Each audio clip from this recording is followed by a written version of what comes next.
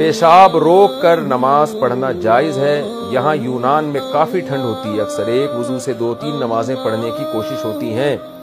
مثلا اگر عصر کے لیے وضو کیا تو اسی وضو سے مغرب کی نماز پڑھتے ہیں. اس دوران اگر پیشاب آتا ہو تو اسے روک کر رکھتے ہیں اور سوچتے ہیں کہ نماز کے بعد جا کر کریں گے. اگر پیشاب روک کر نماز پڑھنا جائز ہے یا نہیں؟ الماس صاحب یونان سے.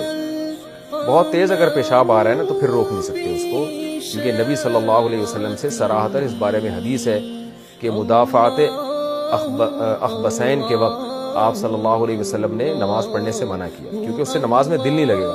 ہلکا پھلکا آ رہا ہے وہ تو 24 گھنٹے ہر آدمی کو تھوڑا بہت مثانے میں پیشاب تو ہوتا ہی ہے, وہ تھوڑا یعنی ہلکا پھلکا ہے, پریشر زیادہ نہیں ہے. آپ سمجھتے ہیں کہ نماز میں دل لگا رہے گا میرا, بار بار پیشاب کی طرف توجہ نہیں جائے گی نماز میں, تو پھر آپ روک کے نماز پڑھ سکتے ہیں. لیکن اگر پریشر سے آ رہا ہے تو پھر آپ وضو کر لیں, پیشاب کر کے دوبارہ وضو کر لیں.